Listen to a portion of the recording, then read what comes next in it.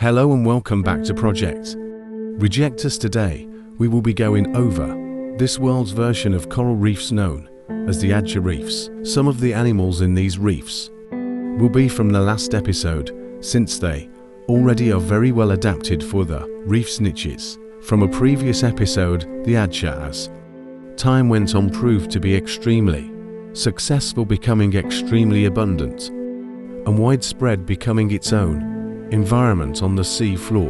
One of the main factors of this was their glue-like substance that they used to bind themselves to one place. They started sticking themselves together in groups of 2 to 10 to protect themselves from storms and other types of weather. This in turn created a wide environment with plenty of cover. Animals could hide in. The first traveler to these reefs, however, would be the rusm. They would grow, became the crevices between the Adchas. With such success, they became much taller. While it may not look like much, this simple Dexlis will continue growing taller until they overshadow the Adchas. The tallest became the Gaulis. Soon that grew so tall they had to evolve gas sacs to maintain their own weight.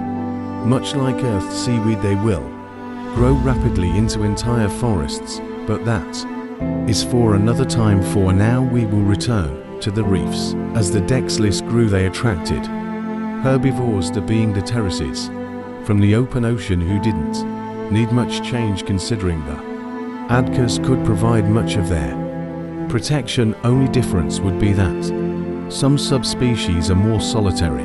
On the other hand, from the shallows came the Viribus, who had to adapt quickly as the first predators arose. The Unitus has gained tougher scales and a reddish camouflage. They has also evolved claws to better climb Adchas for escaping or better food sources. The first of these predators was a cousin of the Viribus. The Rejectus had followed these herbivores and taken advantage of the lack of predators. They soon became tapeworms, much bigger than their ancestors, using their extremely strong beak to eat anything on the sea floor or even young Adchas if the opportunity came. But they wouldn't be the only predators for long, as the Statudos followed the terraces. However, adaptations had to be made, as there were no Nasala to hide in. They now hired on Adchas, using bright red baits to lure in any prey before using their front arm to push them into their mouths. These creatures will be called the Lotros. However, neither the Lotros or the tapeworms would be the apex predators. That honor would fall onto a descendant of the Corwillus. Their descendants used their electro reception with great success, as they could find any prey that was hiding better than any other predator.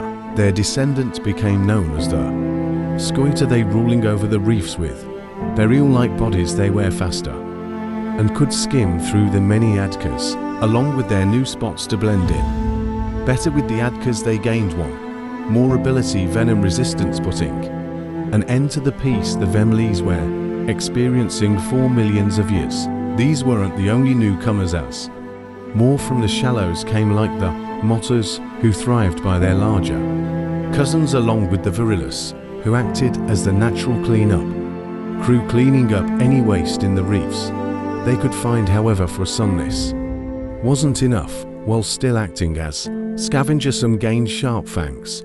While not true predators, they instead became the first parasites, with their teeth becoming extremely sharp due to all the hard-shelled animals around them. They would swim up to an animal and latch on delicately, tearing off 3 small circles of flesh and then scurrying in a way similar to the cookie cutter shark of Earth.